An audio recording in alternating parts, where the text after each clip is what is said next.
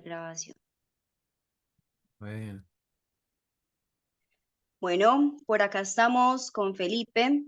Felipe es antropólogo y psiconauta chileno. Está desarrollando unos avances en investigación muy interesantes en su tesis de pregrado como antropólogo y también en sus observaciones de campo y bueno, en su experiencia de vida también. Entonces, Felipe, te queremos dar la bienvenida. muchas gracias. Siéntete libre de contarnos un poco de ti, contanos quién sos vos, por qué elegiste antropología, o sea, por qué justamente eso y no otra cosa. Ujú. Gracias, Meli. Saludar a todos los que nos oyen eh, por esa presentación igual.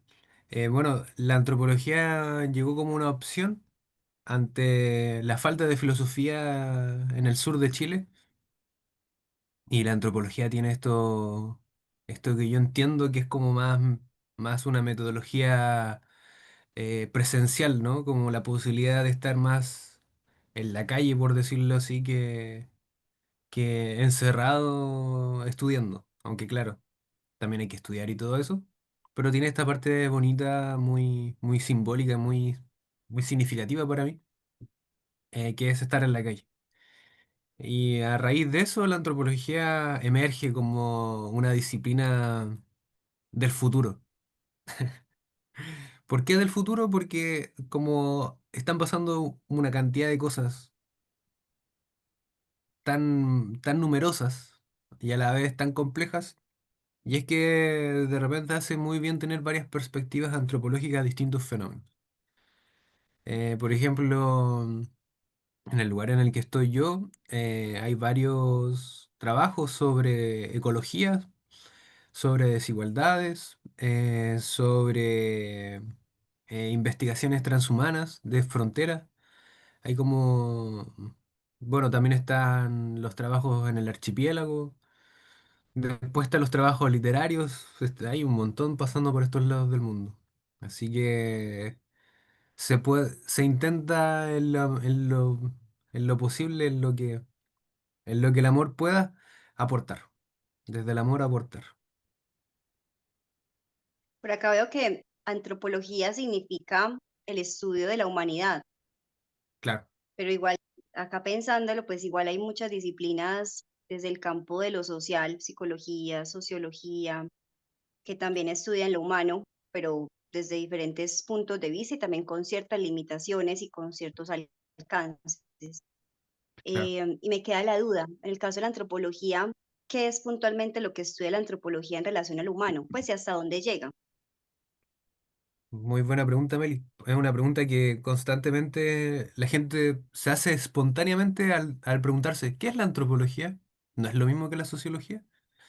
Y esa pregunta es muy interesante porque a la antropología estudia la cultura. Entonces, ¿qué es cultura? Y ahí se empieza a complejizar absolutamente todo. Sin embargo, cómo podría yo así acercarlo a los oyentes ahora mismo? Sería como la cultura son las formas de vida, son las costumbres, es aquello que ha quedado en el tiempo más allá de algo momentáneo. Un ejemplo que yo doy de repente es que el estallido social en Chile se llamó estallido social, o sea, algo como muy de la sociedad, muy sintomático, algo muy espontáneo, muy de ahí, muy pasional. A diferencia de algo cuando ya es cultural. Lo cultural como que se sostiene a base de las costumbres, a base de una subjetivización colectiva que muchas veces no es consciente. A diferencia de lo social que pasa por momentos en donde el discurso se puede llegar incluso a manipular, que es como lo que pasa ahora mismo con el fascismo en el mundo. Entonces es como más sintomático, es como del momento. Pero después lo cultural es algo que vemos como ya en la historia como algo, como un patrón que se repite. Y ahí hay una diferencia más o menos grande. Y claro, hay Y otras las disciplinas. culturas, Sí, dime o no, dale. Mary. Sí, que tenía una pregunta y es con esto que decís de cómo se van generando las culturas y que finalmente también son tradiciones y cosas que van como también pasándose de generación en generación. Me hago una pregunta como por movimientos también contraculturales, movimientos culturales que son un poco más efímeros, o no, pues también digamos Claro. que venimos, por ejemplo, en Latinoamérica de una tradición más indígena, en la que en este momento tal vez no está tan Sí. presente en sus estilos de vida cotidianos, pues porque es una cultura que es distinta, pero digamos que hace parte del mismo territorio que habitamos, y también eso que va surgiendo de la tecnología, la inteligencia artificial y cómo esto va generando como esas divergencias entre lo tradicional y lo novedoso en términos de tecnologías. Y pues creo que ahí también entra, por ejemplo, un montón todo lo que tiene que ver con la psicodelia, con las plantas maestras, el boom nuevamente que está teniendo las plantas maestras y la psicodelia después de tanto tiempo. eh, ¿Cómo estudia la antropología esos movimientos contraculturales y emergentes que son novedosos? Bueno, esos movimientos contraculturales eh, son interesantes de estudiar, porque como bien dices, algunos pueden ser efímeros, lo cual entraría en la categoría de algo más sociológico, por decirlo así. Sin embargo, al ser algunos efímeros, son tan profundos, que con el tiempo vuelven a retomarse, que es un poco lo que pasa con la psicodelia. Porque entendemos que en los años 60, 70, tal vez también en los 50, hubo un boom como de los psicodélicos, tanto en todas sus dimensiones, ¿no? En el arte, en la literatura, en la música, en el cine, en la investigación científica. Claro, pero ¿cachai que en un momento se detuvo? Ya, entonces como uno podría decir, ya, esto nunca más volvió a pasar. No, sin embargo, volvió a pasar, ¿cachai? Pero volvió a pasar no como un síntoma, sino que volvió a pasar como una legitimidad propia del ser humano, ¿cachai? Como que el ser humano volvió a tomar aquellas cosas que había hecho anteriormente, que se prohibieron, y volvió a tomar atención. Entonces se dio cuenta de que habían ciertas regularidades o costumbres o tradiciones, pongámosle, tradiciones, ciertos quehaceres en torno a algo. Entonces esa es la profundidad de repente que tienen estos movimientos contraculturales, que calan muy profundo en el inconsciente humano o en la misma conciencia humana, o en el inconsciente colectivo. Vaya a saber uno cómo puede ponerle a esta altura de la vida a esto que nos une. Pero como que en el fondo después vuelve a aparecer. Y aparece justamente por esta profundidad que tiene. A mí me suena que es como que también hay una profundidad en las necesidades humanas que vamos teniendo. Pues es como si de pronto ciertos asuntos de la cultura en ciertos lugares tal vez no satisfacen las necesidades sociales, emocionales, espirituales, de conocimiento, bueno, como diferentes tipos de necesidades que tenemos los seres humanos y tal vez surgen estos movimientos como para darnos alternativas de otras formas u otros caminos de existir que puedan ser más satisfactorios como para las necesidades que van teniendo las diferentes sociedades. Y eso me hace pensar un poco en que la cultura nos moldea. ¿Vos qué pensás de cómo la cultura nos moldea, pues digamos que como individuos? Ese es el tema que tal vez tiene las diversas disciplinas que trabajan con el ser humano.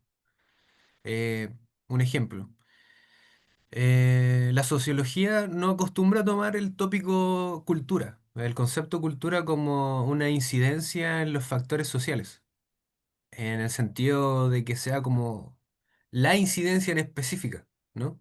Siempre es como algo medio periférico, algo como que es un envoltorio nomás que en realidad es capaz de moldear. Sin embargo, es todo lo contrario. La cultura es algo que en el fondo no se puede atrapar, como que se reproduce a sí misma.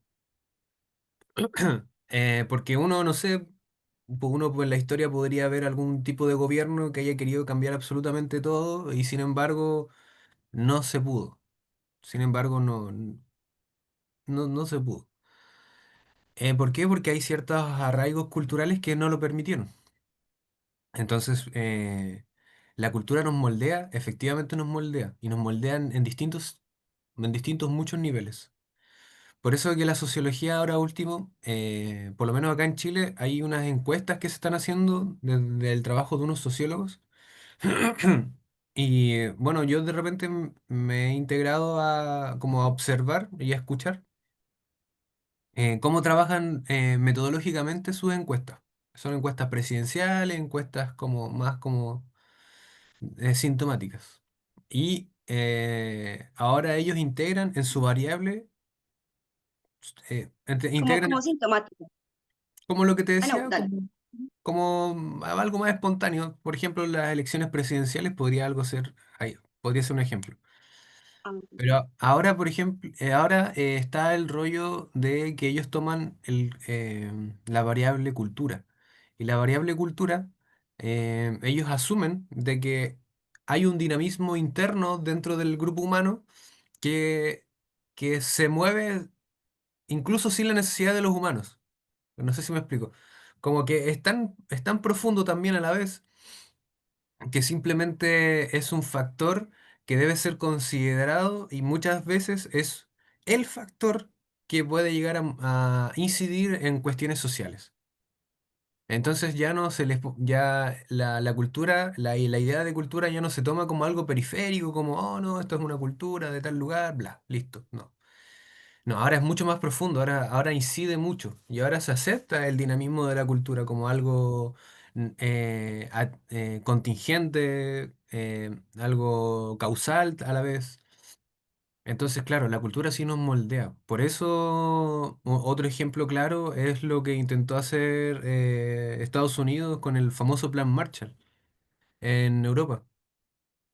Eso en parte también habla de un intento de querer controlar la cultura europea. Entonces, los europeos, ¿hasta qué punto son, no sé, europeos? ¿Hasta qué punto, no sé, ahí, bueno, la cultura europea es otro rollo. Yo, la verdad, solo me informo de lo que sintomáticamente ellos están haciendo. Pero a mí mi foco está acá en Latinoamérica porque justamente es, como tú decías delante hace un momento, hay una diversidad de culturas indígenas, todas arraigadas a sus costumbres, muchas ocultas en la selva amazónica, por ejemplo, muchas ocultas acá en la selva valdiviana o la selva patagónica, como que también se le dice. Entonces, Latinoamérica tiene muchas culturas a la vez, pero que parecieran que están medias distanciadas, pero en realidad no. Yo diría que nos une esta tierra, este cordón montañoso llamado Cordillera de los Andes, sus ríos, sus selvas, l- por los dos lados ambos océanos. Hermoso. Entonces, ahí es donde preferiría poner el foco como un ejemplo de justamente una, como otra producción de cultura. Porque los latinoamericanos, tanto indígenas como aquellos que habitamos acá, no sé, gente de ciudad, gente de campo, todos,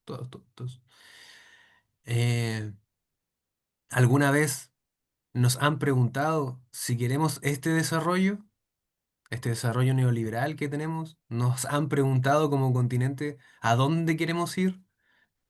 ¿Se han tomado el tiempo nuestros propios representantes, nuestros propios líderes, nuestras democracias? ¿Nos han preguntado alguna vez si estamos bien como estamos ahora mismo? ¿O si hemos estado bien anteriormente? Entonces, como que ahí el foco cultural pasa a ser como el eje central. Y ahora aquí es donde tal vez podríamos dar un pequeño saltito a los que son las formas de conocimiento. Que las formas de conocimiento las encontramos justamente arraigadas en los territorios, en plural, los territorios. Por eso hay muchos trabajos que en Latinoamérica se han establecido a partir del famoso giro ontológico, que en la antropología básicamente habla de que hay distintos territorios que pueden producir su propio mundo, crearlo, a partir de su propio imaginario, o sea, su propio inconsciente territorializado. Entonces, ahí es donde las distintas formas de conocimiento se plantean en esta cultura que es la occidental, la que nosotros tenemos. Y estas nuevas formas de conocimiento, curiosamente, aparecen eh, en sustancias. Y ahí es donde tal vez el motivo de este podcast, que es justamente hablar de las distintas sustancias que encontramos acá en Latinoamérica. Como por ejemplo la hojita de coca, esa es una. Por ejemplo, el tabaco, que si bien no es alucinógeno, también produce algo en el sistema humano, que por lo tanto se ve manifestado a nivel tanto cognitivo, material, ¿cachai? No sé, a través de distintas prácticas. Y eso es lo que la antropología observa, las prácticas, los usos, los significados, las resignificaciones. Entonces, y ahí, si seguimos sumando, ya después está aquellas sustancias, las más famosas, por ejemplo, la ayahuasca, que hasta ahora tiene como una fama propia de esa misma sustancia, ¿no? De esa misma bebida, de ese mismo brebaje. ¿Por qué será? Y ahí es donde la antropología, más que explicarlo, puede describirlo. Y al describirlo es muy bonito porque se encarga de describir exactamente lo que puede llegar a observar. Entonces, el antropólogo, en esta técnica etnográfica que es la observación, debe igual involucrarse con aquello que ve en un sentido tanto de no intervención como como de ser consciente de que puede intervenir, pero a la vez de que es consciente de que es un sujeto que es capaz también de recibir información muy personalizada de la persona. Y aquí aplica para, para las distintas sustancias. Hay un antropólogo, Eduardo Kohn, que él, bueno, él viene del... ay, ahora mismo no estoy seguro si era de Canadá o Estados Unidos, pero cualquiera de esos dos. Él hizo un trabajo en Ecuador con un pueblo amazónico, un pueblo indígena, y claro, pues él hablaba sobre las experiencias en torno a la ayahuasca, que él mismo probó como parte de su trabajo de campo. Entonces, en resumen, lo que él decía, lo que la experiencia que él tuvo no puede ser negada por él mismo debido a la profundidad de su experiencia, porque su experiencia en realidad habla sobre sí mismo, pero a la vez les explicaban los indígenas de aquel territorio, le explicaban de que él, al conocerse a sí mismo, es la selva la que se está dando a conocer también. Es como recíproco, ¿cachai? Es como un ida y vuelta. Y eso es yo personalmente lo encuentro muy bello. Esa reciprocidad finalmente entre naturaleza y ser humano, pero ya no a partir de querer extraer algo, sino que es a partir de querer tener un relato conjunto. Y ahí es donde las barreras en torno a quién habla se difuminan, po, ¿cachai? Y ahí es muy bonito porque uno podría decir, no, yo hablo por la naturaleza o la naturaleza habla por mí. Y ahí hay que ser súper respetuoso en el fondo, pues hay que tener como muy no sé si la palabra es integridad, pero yo creo que en el fondo es como ser respetuoso con la experiencia en sí. Entonces ahí, de nuevo, la antropología tiene algo que decir respecto a estas otras formas de conocimiento que, que, por ejemplo, podrían ser a través del dinero. El dinero puede, a muchas personas, sobre todo del norte global, como se le acostumbra decir, son las que vienen a consumir como si fuera, no sé, una Coca-Cola, estas sustancias que son sagradas para la mayoría de los pueblos. Entonces, ellos tienen otra forma de concebir las cosas y tienen otra forma de producir su propio conocimiento y eso es un extractivismo. Ese es el famoso extractivismo epistemológico que habla la academia dentro de la antropología, la cual pone como un foco de atención a sus pares, a sus mismos académicos. que dice, oye, si tú vas a hacer un trabajo académico con pueblos indígenas, con algún territorio, sea cual sea este, cual sea su índole, por favor, no vayas a extraer. Anda a conocer, anda a habitar, anda a compartir, anda a generar lazos, vive con ellos, ¿cachai? Sobre todo generar lazos, porque en ese generar lazos igual se tranza un puente igual, pues se hace un puente. Y ahí los diálogos de saberes son muy importantes. Por eso yo hace un momento te decía que el foco tiene que estar un poco acá en Latinoamérica para los latinoamericanos, o para este continente de Abya, como antes se llamaba, o todavía tal vez se puede llamar. Sí, a la final el territorio latinoamericano, pues me imagino que, o sea, que tenemos solo recursos, tenemos un montón de recursos naturales, humanos, y a la final pasa mucho esto de estar importando conocimiento o prácticas de afuera, y es como si estuviéramos completamente escindidos de nuestra propia identidad cultural, pues como si estuviéramos olvidándola o, sí, o dejándola atrás. Entonces, qué bonito eso que contás de la forma en cómo nos vinculamos pues entre nosotros y también con las plantas maestras o los enteógenos, si le queremos dar como el nombre más académico.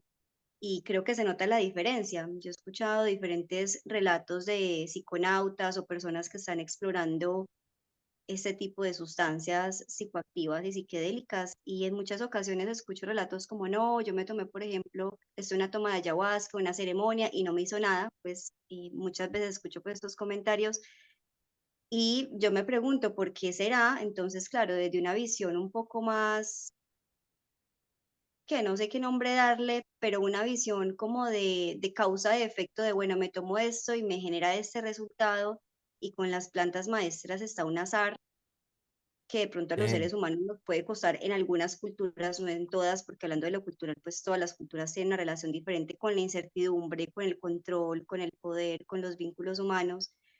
Y es esto de, bueno, me tomé entonces esta ayahuasca o estos honguitos o este peyote y ¿qué tienes para mí? Es como la posición subjetiva que veo en algunas personas, como, bueno, ¿qué tienes para mostrarme? Y curiosamente la planta no les muestra nada, o el hongo, ajá, claro, y es como, bueno, ¿y qué pasó ahí? O sea, ¿qué pasó ahí no si no es un funciona. tema de... Sí, no les funcionó como frente a su expectativa, entonces uno piensa, bueno, entonces fue la cantidad, fue la dosis, pero en contrapartida, otra persona que también pudo haber hecho uso de la misma cantidad, de la misma dosis de ese psicodélico, tuvo una experiencia completamente visionaria. Entonces vemos que con las plantas maestras no es estandarizable necesariamente y juega mucho este tema de la cultura, es como no solamente la sustancia psicodélica, sino cómo ese sujeto se aproxima a la sustancia y desde qué posición, si desde una posición de respeto, de humildad, desde una posición de valorar la incertidumbre que te puede traer justamente la experiencia, o si más como tú dices, de ese extraer.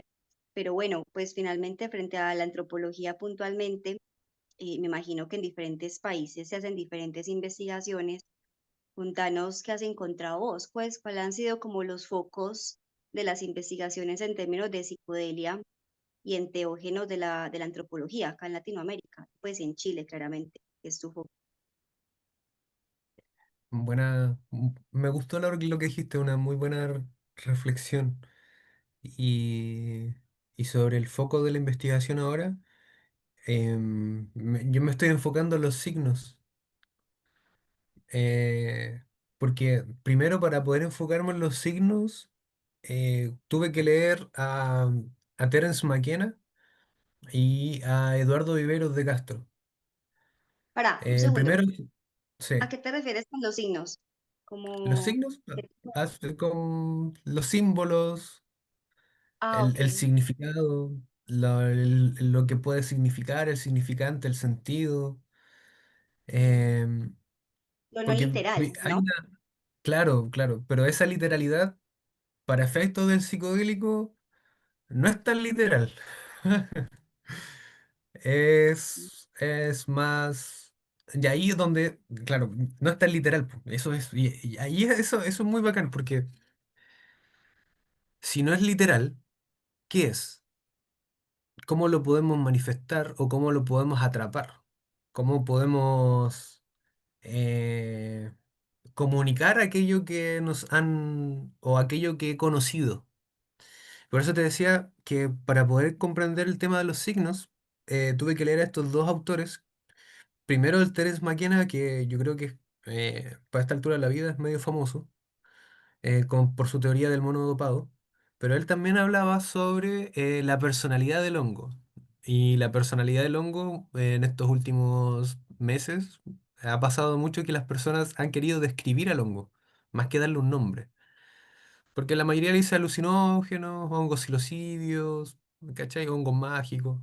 Pero eso es como la diversidad de nombres, ¿no?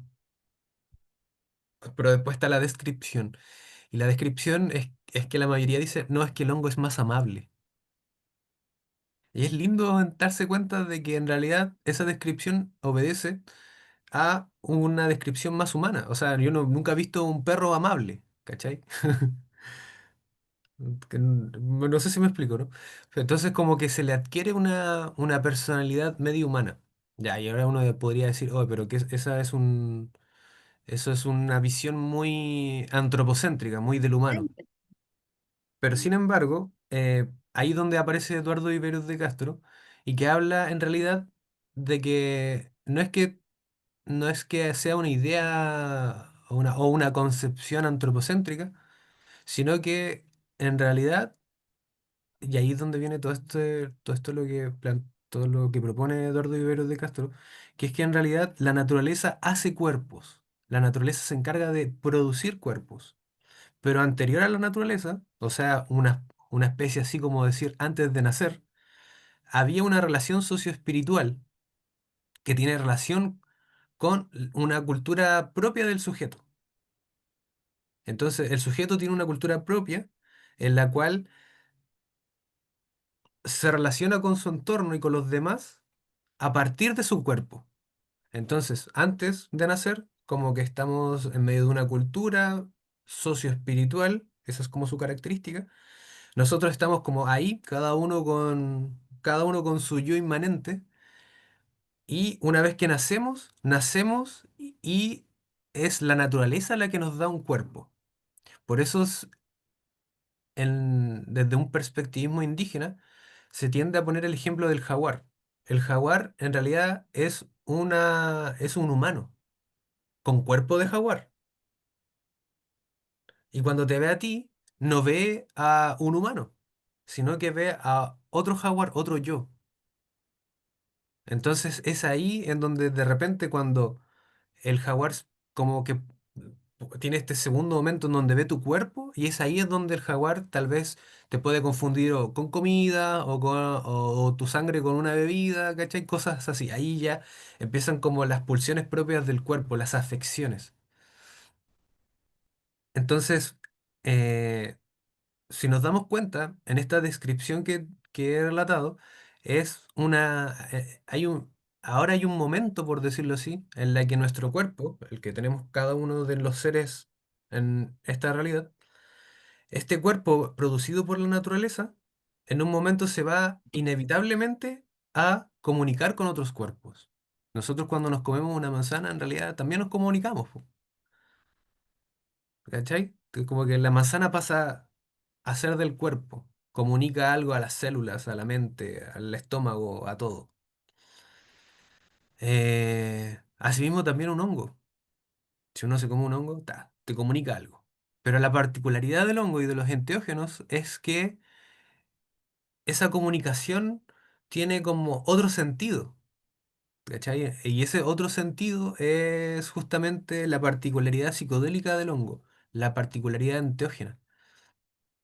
La particularidad también, como algunos lo llaman, sagrada, divina, porque y ahí entra esta diferenciación que me comentaba un psiconauta de acá de Chile, que tuve la fortuna de entrevistar y me dio esta dualidad para poder diferenciar bien qué es lo que pasa dentro de un viaje psicodélico. O es una visión o es imaginación. Y las dos están presentes. Es como poder discernir. están los relatos también en torno a aquellas personas que han imaginado universos enteros. Y eso ha pasado. ¿Quién podría negar la experiencia de una persona? De nuevo, lo que hablaba antes. Pero por otro lado, también está la visión. Y la visión no es imaginación, la visión es algo, bueno, no podría describirlo, la verdad. Creo que es como una certeza tan cierta que es verdad. Pero es su verdad. Ujú. Es muy Entonces, interesante. igual ahí hay una... Sí, Meli, dime.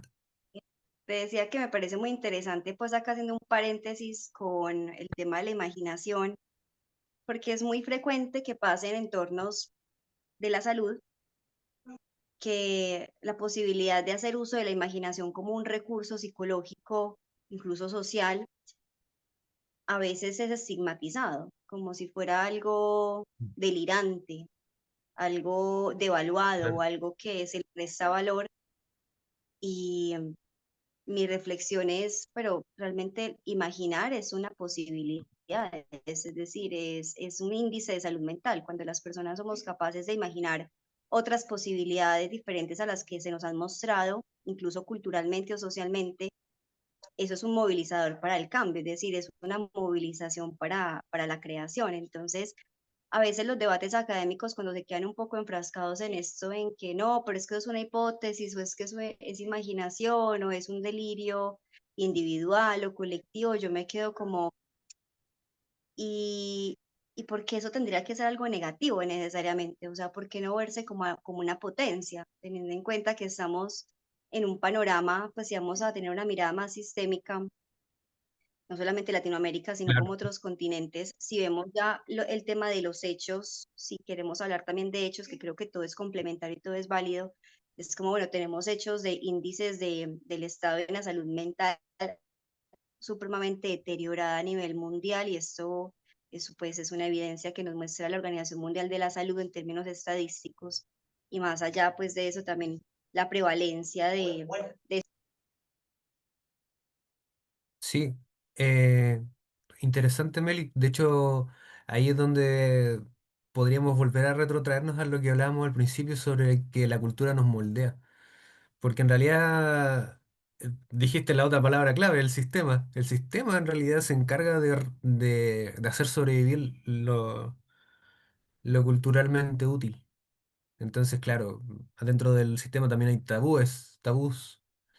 Y un tabú es justamente esa imaginación excesiva, como dices tú, que en realidad puede ser una potencia.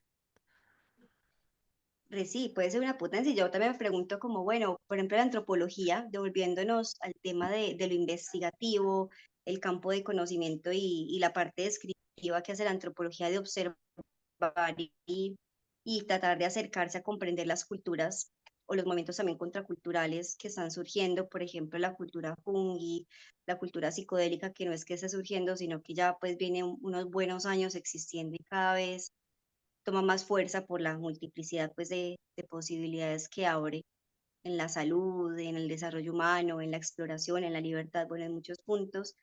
Y es qué formas de conocimiento o qué formas más de conocimiento, qué métodos existen para poder estudiar, por ejemplo, la psicodelia, desde lo antropológico, claro, porque Mm. claramente está el método científico que vale la pena mencionarlo, pero ya más allá del método científico también hay otras formas de acceder al conocimiento, en este caso pues los psicodélicos, que has encontrado vos ahí. Claro, ahí, claro, ahí desde lo antropológico se puede, por ejemplo, abordar desde los usos. Por ejemplo, otras formas de conocimiento, por ejemplo, el uso científico del método científico para los científicos o los académicos. Está bien. Pero de ahí hay otros usos, por ejemplo, el uso culinario, el de comer, el del alimento. La gente come hongos. Entonces, ese es un método, el comer. O sea, supongamos, no sé, a ver, no vas a mezclar, no sé, po, un pepino con un zapallo en una olla, po, ¿cachai? Y bueno, quizás sí, pero no lo vas a mezclar, ¿cierto? El zapallo lo vas a preferir tal vez con papas, ¿cachai? Para que se cosan juntos, no sé, y después hagan, no sé, un puré de papa y zapallo. Entonces va a quedar bien. Pero asimismo los honguitos y los otros psicodélicos, po, los otros enteógenos. Porque para poder tomarlos se requiere un método, en este caso el alimento. Pero lo que significa alimentarse también es tener como conciencia de qué es lo que me voy a comer, po. Entonces, no sé, po, por ejemplo, para una resaca no vas a comer una sopa. O sea, lo siento, me distraje. Dame un segundo. Ya. Eh, pero a lo que voy yo es que uno en realidad tiene que saber qué es lo que se está ingiriendo en el cuerpo. Entonces ahí el detalle está en justamente cómo se trata el cuerpo. Y, y esas son otras formas de conocer. Es considerar al cuerpo como un intermediario de la psique y la realidad. Un intermediario que igual no tiene que necesariamente ser primero o después, sino que simplemente es.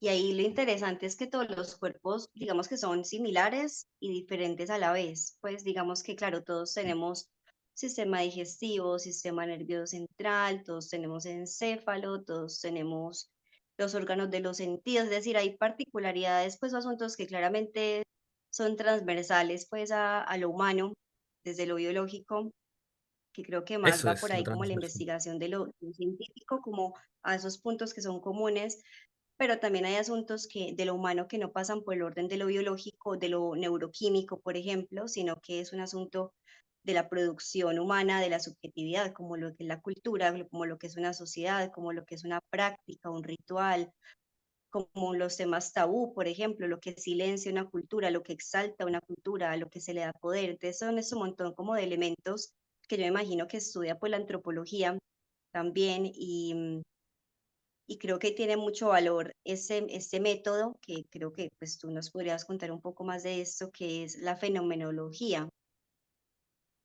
Ah, claro, la Ajá. fenomenología es, como método, significaría observación, una observación Ah, atenta. lo mismo. Ajá, ok. Eh, por eso la etnografía, que es de donde viene la antropología, por eso que la etnografía se puede basar en la fenomenología, justamente para tener una apertura a lo que se ve. Pero asimismo también la antropología tiene otros métodos. Y esos otros métodos no tienen que ver con una etnografía. Y ahí es donde la antropología puede como dialogar muy bien con la sociología, complementarse. La antropología tiene esta cuestión de que es interdisciplinario, entonces, para efectos de estudiar algo, más que separarse de otras disciplinas, como que las invita a trabajar. No para la antropología, sino que para el objeto. Entonces, es muy bacán en ese sentido lo antropológico, que es como más que separar, invitar a trabajar juntos, por A algo. integrar. Ajá. Sí, total, como esa integración. Mm. Que yo creo que la integración no tiene que ver necesariamente, bueno, en Colombia tenemos un dicho y es juntos pero no revueltos, como para hacer alusión a la posibilidad de trabajar como en colectivo, sin necesidad de que todo esté entremezclado y también entendiendo que cada ser humano es un ser y que hay una individuación ahí, hay una diferenciación entre cada ser. Entonces, claro, como reconocer la individualidad, pero también lo grupal y lo que surge en colectivo.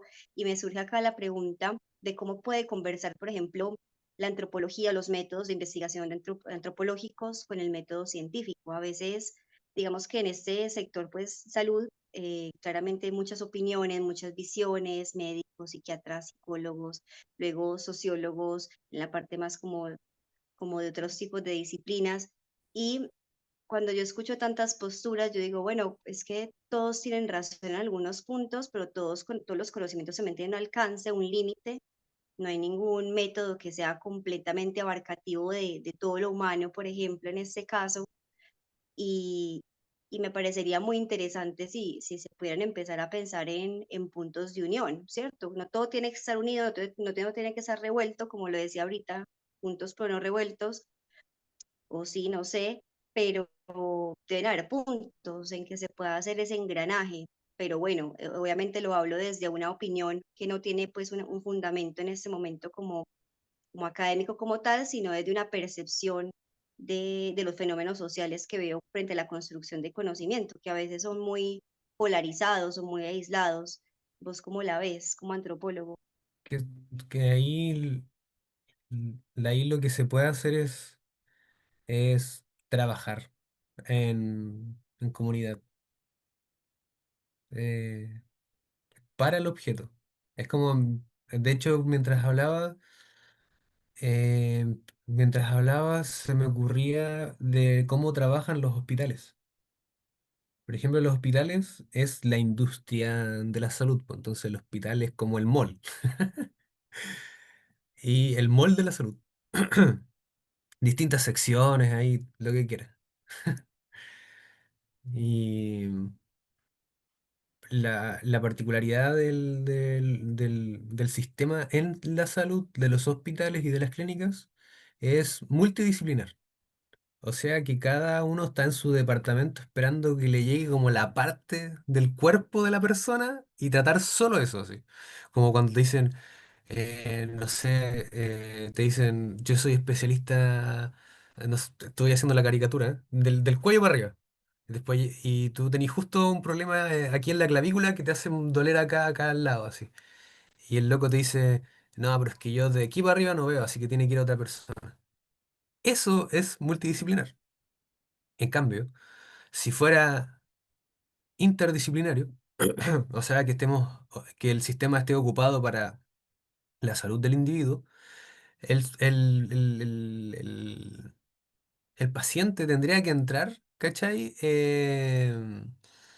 A una sala, por decirlo así, con varios doctores. O sea, si él, si él, por ejemplo, describe sus síntomas y después, una vez que los describe, la persona que está escribiendo, tal vez un médico general, ya dice, ah, ok, tiene esto, esto y esto, y él convoca después, no sé, a tres, cuatro más. Así. Eso ya es interdisciplinario, po, ¿cachai? Estamos como enfocados en la salud del sujeto.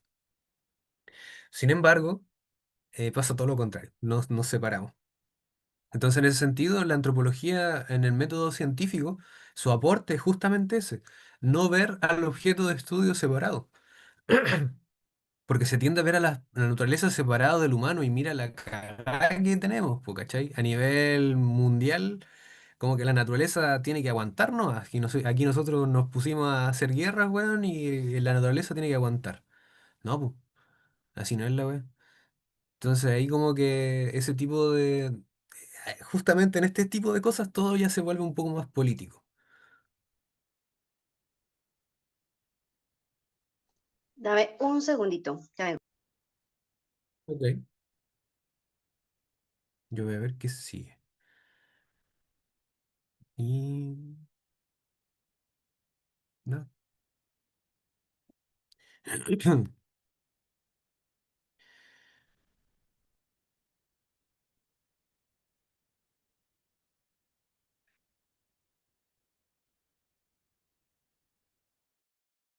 Volví. Esto obviamente lo podemos cortar en la grabación. Había un poquito de ruido por ahí. Pero bueno, retomando, con este tema de la interdisciplinariedad, pues obviamente son una vez más como escenarios imaginarios, pero que surgen finalmente de una necesidad. Yo creo que un imaginario colectivo, individual, siempre surge de una necesidad. Eh, por ejemplo, el sector salud, que es uno de los sectores en los que se ve que es más relevante empezar a pensar en innovaciones, en soluciones, en caminos distintos, alternativos, complementarios de hacer las Yo creo que cosas. ya ¿Cómo? sí te he escuchado, sigo como reproduciendo. Sí, creo que está No, como pero como demorado, con delay. pero bueno, creo que puedo repetir.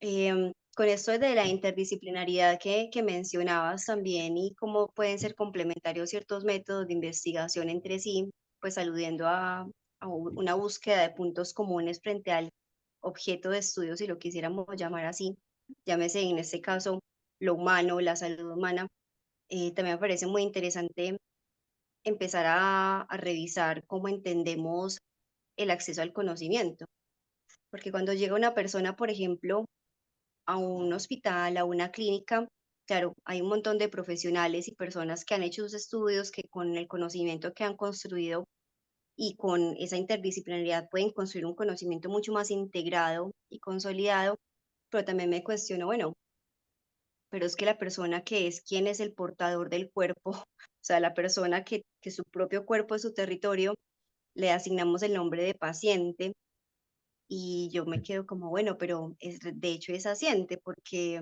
ese propio sujeto siente su cuerpo, ese propio sujeto tiene una voz para describir, en términos incluso investigativos, qué pasa en su cuerpo con ciertas prácticas. Una práctica puede ser un tratamiento farmacológico, una práctica puede ser el ejercicio, la alimentación. Entonces también estaría lindo, por ejemplo, en esto de la fenomenología, y la exploración un poco más experimental, pues, y como más subjetiva, si lo quisiéramos llamar, también cómo empezamos a ver cómo los sujetos de estudio no son pasivos, sino que también son activos. ¿Qué dice la antropología de eso? Que ahí, ahí es donde estoy ahora mismo. Eh, la parte de los signos, de lo que estábamos en antes. La parte de la comunicación, ¿qué comunican? Ahí justamente hay un conocimiento que debe ser como, yo creo que tal vez la palabra es socializado, porque las personas individualmente, cada una tiene una experiencia en sus viajes en las distintas sustancias que hay. Entonces, como hablábamos un poco de eso, de la visión y la imaginación, hay personas que efectivamente en un momento de sensatez encontraron cositas y otras personas a la vez también, bajo otros contextos y todo, se han como asemejado. Entonces, sociabilizarlo es algo propio de la antropología, sociabilizar cositas, conocimientos, de repente como no darle tanto este valor académico, estricto y todo eso, sino que simplemente sentarse con un mate a conversar, generar espacios en donde justamente ya no sea tanta la necesidad de rigurosidad, sino que, porque en el fondo la academia ahora mismo está hablando sobre una, una antropología de la vida, que es como lo que ahora los británicos quieren darle como esa otra vertiente, clásico de los británicos, ¿no? Quererse poner encima de todo. Pero en realidad lo que ellos están tratando ahora de describir, yo diría que es como lo que han tratado de hacer durante los últimos como 300 o 400 años, que es tratar de traer las enseñanzas de Oriente a Occidente. Y eso es un poco lo que está pasando ahora igual, justamente con el yoga, con el cuerpo. El cuerpo se está volviendo producto del capitalismo, todo lo que sabemos que ha traído, ¿no? Pero también así está la opción de eh, cuidar el cuerpo de una manera también espiritual, y el yoga otorga eso. Entonces, por eso lo que decía al principio, está re bueno que hayan hartos antropólogos, porque es una carrera del futuro, o sea, hay muchos fenómenos sucediendo a la vez. Entonces, hacer un trabajo social, de humanidades, sobre filosofía, en realidad es estar en la calle, estar en la calle. Y al final, cuando llegan a cosas hasta así como bien profundas y la weá, después llegan y ponen una frase poética. ¿Y ese poeta dónde estaba? En la calle. Entonces, ¿de qué estamos hablando?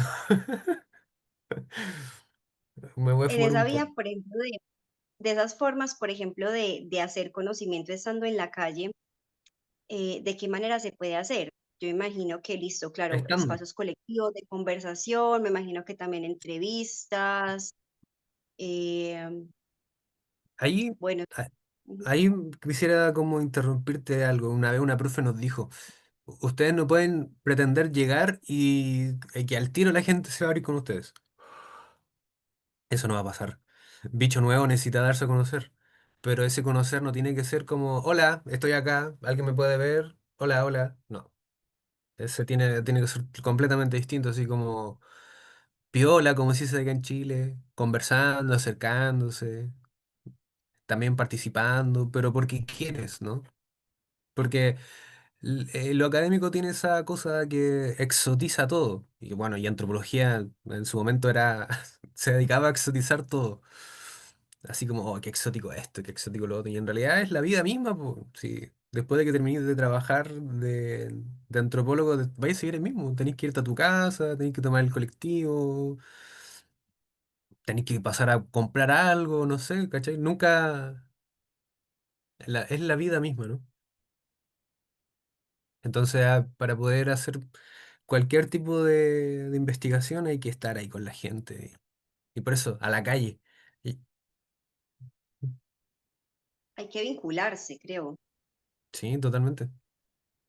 Y para vincularse creo que hay que aperturarse al vínculo, claro, o sea, no puede haber un vínculo si hay una de las partes que está dispuesta y si la otra de las partes no lo está o está dispuesta desde una posición de poder, de jerarquía, pues es Claro. entender, claro, como qué implica el poder y la jerarquía, incluso cuando hablamos de construir conocimiento, que La así me idea es que sea paro, por ejemplo, horizontal.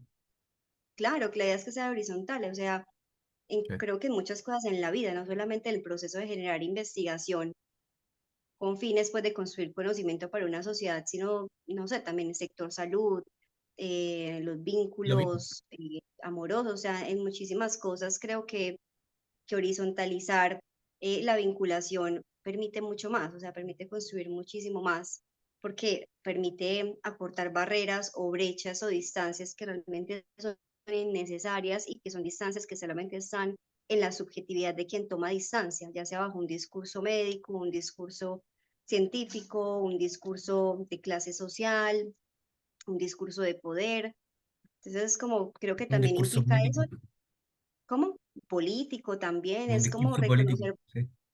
exacto, y también reconocer cuál es el poder del otro, que es quien alberga la experiencia en el territorio que es su cuerpo. Pues si es el otro quien tiene la experiencia psicodélica, si es el otro el que ha tenido una experiencia de salud transformadora por medio de una sustancia, también es, bueno, esa persona tiene un poder porque esa persona está mostrando en el territorio que es su cuerpo como su propia experiencia y es válida, sin importar si esa experiencia difiere de la norma, de la Claro. mayoría.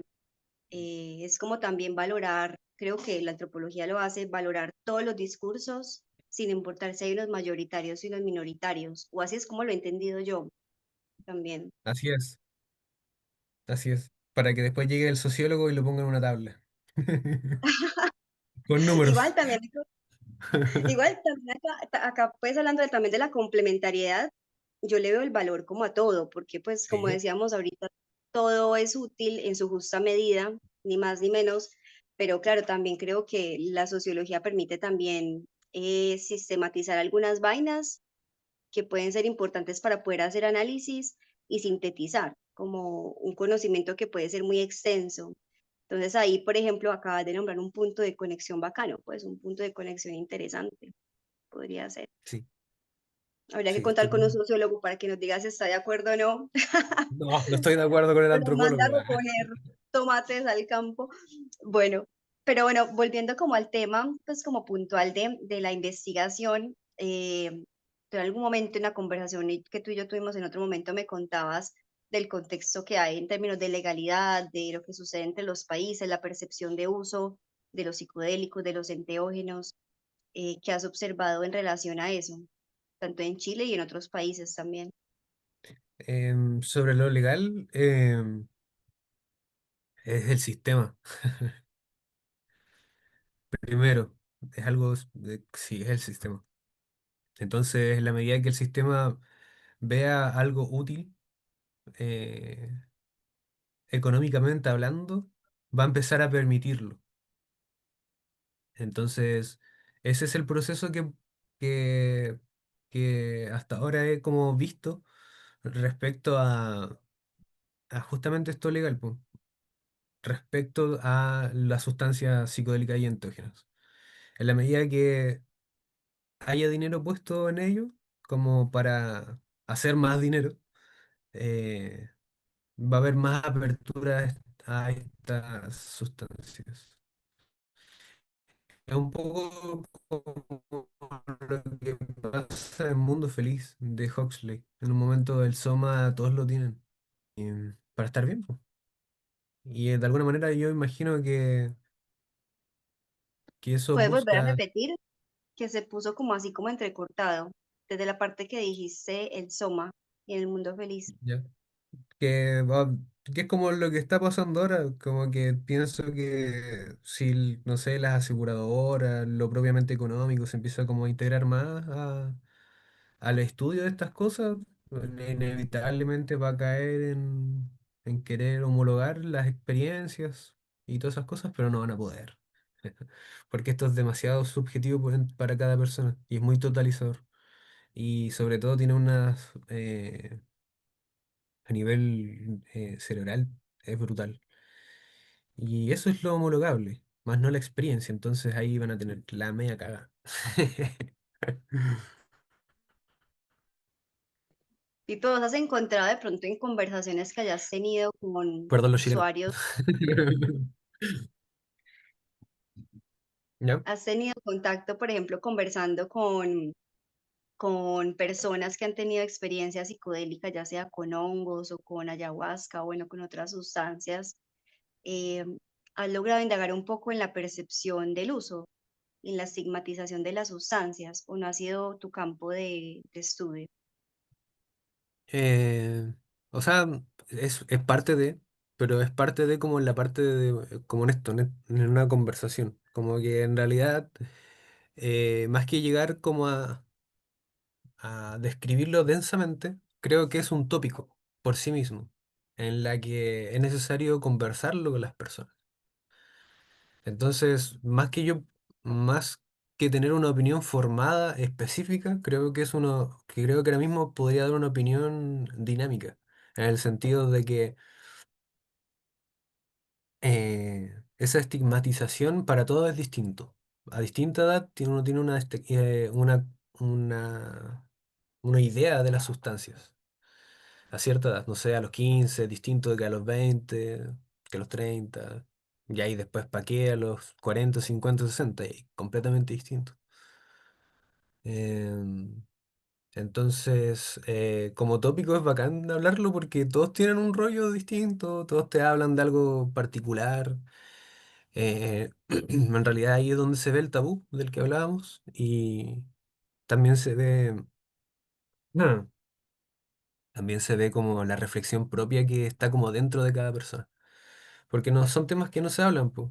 En su momento habían otros temas que no se hablaban y todos como que te opinaban algo.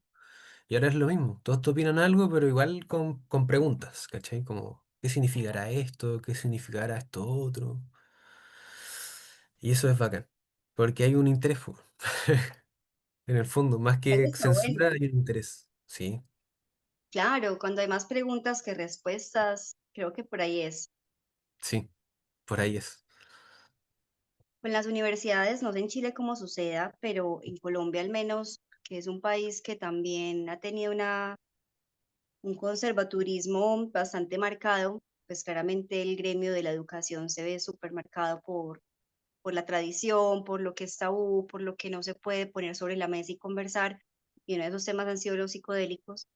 Y me he encontrado con el panorama de que hay algunas instituciones educativas que tienen más apertura que otras para hablar de Sí. psicodelia.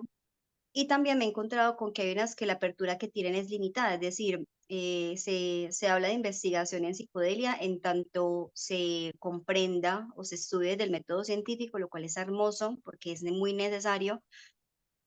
Sin embargo, también me pregunto como, bueno, ¿qué tiene que pasar para que las universidades, centros educativos y demás, tanto formales como informales, se aperturen a otras formas de acceder al conocimiento, como pues estamos nombrando que es tan importante justamente la experiencia, la subjetividad, no homologar, no buscar generalizar para evitar sesgos, sino que justamente poder conocer la experiencia y la diversidad.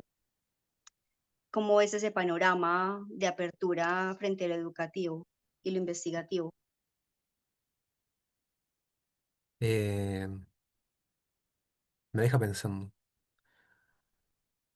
porque como educación, ¿quién habría que pensar en quién, habría que pensar el público objetivo?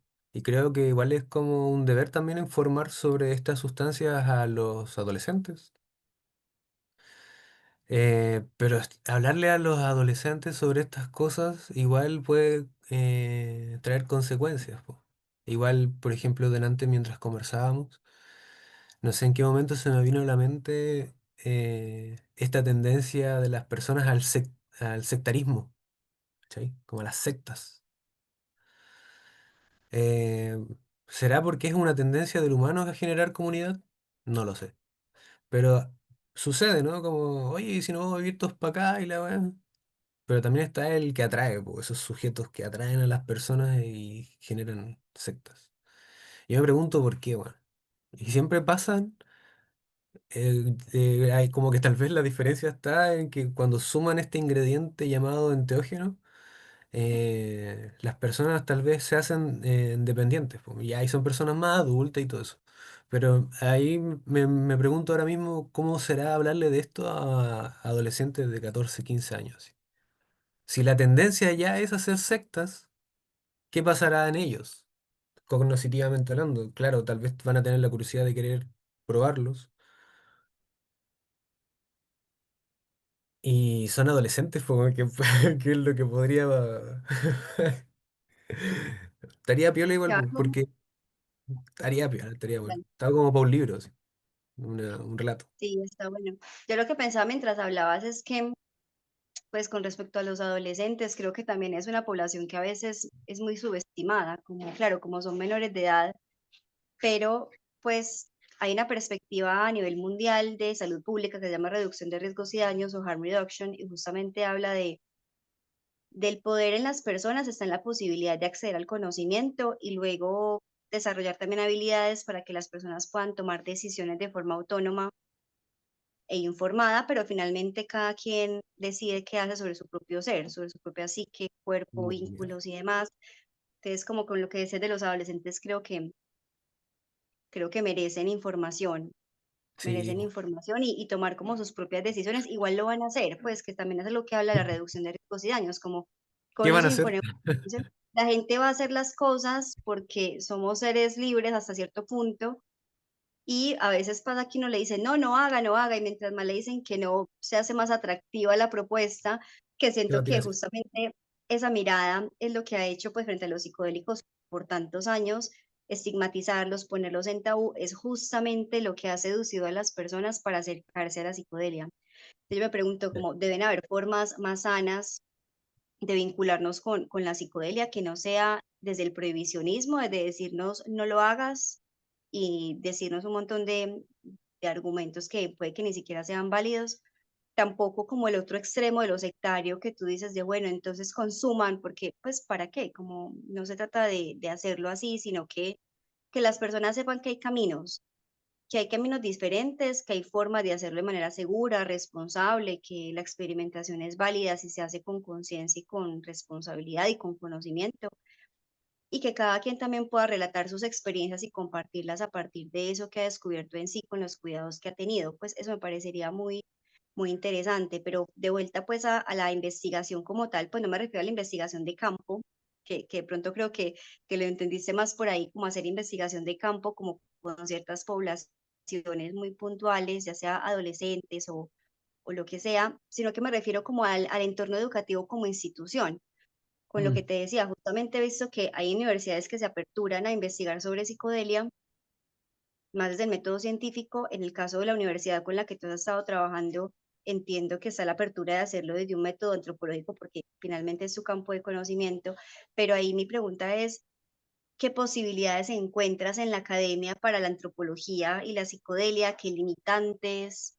O sea, ¿qué es lo que está pasando ahí? Por lo menos dentro de las universidades chilenas. Mm, El, el aspecto teórico es lo que pasa ahora. Yo diría que es eso, para justificar el método. Eh, yo podría resumirlo así. ¿Por qué? Porque hay muchos métodos que están fuera de la academia, justamente. Entonces, para poder justificar salir, hay que dar un buen argumento. Y ese argumento tiene que ser teórico.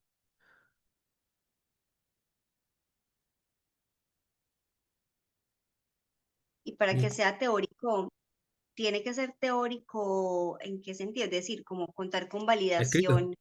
escrito. Tiene que ser escrito, sociabilizado. Tiene que ser riguroso, o sea, a eso, ese es el conocimiento, ¿no? Si bien está en los libros, pero nosotros los guardamos ahí, por eso escribimos, como para, bueno, nuestra tradición no es oral, ¿cachai? Nosotros no pasamos nuestro conocimiento de oración en oración a otra persona y que se lo aprenda. No, porque nadie nos escucha, ya no nos escuchamos, po, ya ahora nos escucha un artefacto materialmente sólido. Pero asimismo, el conocimiento tiene que estar en un lugar, po. Por eso las bibliotecas. Por eso eh, un meme, creo que es un meme, el que dice, tráiganme a quien quemó la biblioteca de Alejandría. Porque eso se quemó, po.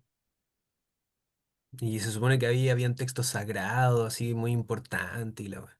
Entonces, como que el humano escribe, po, justamente para que otro venga después y lo lea y pueda ahí. O no sé si lo hace para otra persona, en realidad. Pero en la escritura está la posibilidad de volver cuando sea necesario. Entonces, bueno, y además nosotros hablamos, nos comunicamos por medio de palabras, pues igual es necesario plasmarlo un poco. Y, y bueno, porque todo el sistema se basa en una burocracia por lo demás, pues, y volviendo así automáticamente al presente, nosotros vivimos en un sistema burocrático, de eso se trata prácticamente todo este sistema, así.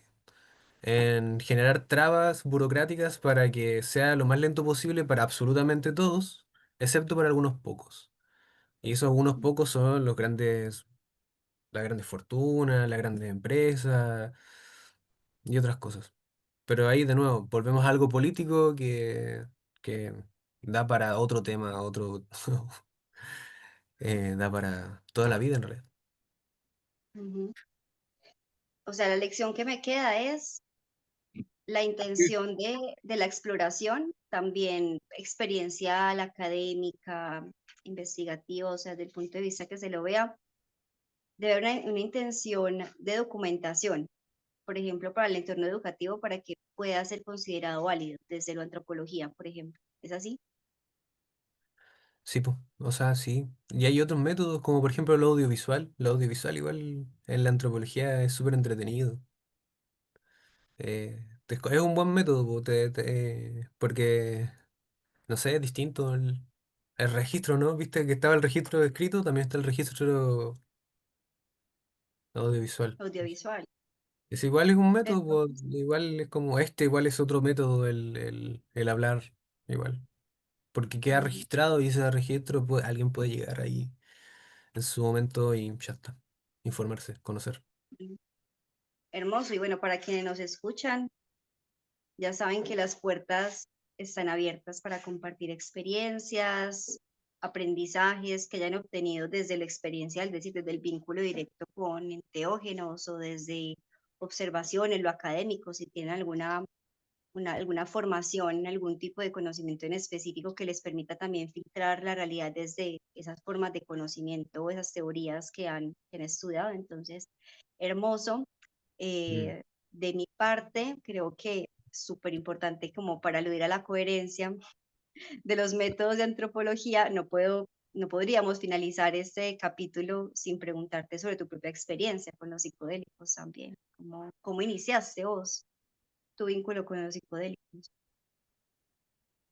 Eh, Meli, hagamos una pausita. Una Listo. pausita. Yo creo que ya llevamos mucho ratito. Ya que eran 45 minutos. Sí, Empezamos. eh, Empezamos aquí a las 11:30. Ponte. no sé, pero si llevamos un buen rato, igual hay un montón de aspectos que se pueden cortar. Yo creo que queda de 45. Si quieres, cortamos acá, pues hacemos como la despedida Sí, por favor. y Porque igual yo tengo que hacer unas cositas ahora, como a la 1:30 tengo que bajar y te tengo que mm, volver a subir. Entonces, como que. Y esa pregunta es muy amplia. es Y muy me amplio. demoraría La un podemos buen dar rato. otro momento. Ajá, dale. Va a retomar, ¿listo? Va. Pipe, muy interesante todo lo que nos contaste hoy, o sea, lo que has estado observando como investigador, el panorama que ves en diferentes sectores, escenario de América Latina, del mundo, pues también nos mencionaste lo que has observado que pasa en otros países y también la invitación a esta horizontalidad en la construcción del conocimiento. Yo coincido totalmente y escucharlo también como de tu experiencia es súper nutritivo. Entonces, gracias Igualmente. por compartir. Quisiera preguntarte por último, para ir cerrando este espacio, es si quieres contarnos algo más, o sea, algún mensaje que quieras transmitir a las personas que nos escuchan, una reflexión o algo que quieras compartir. Mm, que se sienten a leer, que se den ese espacio de lectura. Puede ser fumándose una marihuanas, yo lo hago así, me sirve. ¿Por qué no transmitirlo? Como decimos por ahí, salir del closet psicodélico es importante, sin tabúes Claro, también. claro. Ujú. Eso por mi parte. Y bueno, también agradecer a quienes próximamente o en el futuro o en el pasado, vaya a saber uno cómo es la cosa, nos escuchen. Esto igual se hace con mucho cariño, igual, mucha entrega sobre todo. Y hay un trabajo en el fondo que ahí se trata de cultivar, en el fondo, muy en el fondo. Así que eso, muchas gracias. Nos vemos la próxima.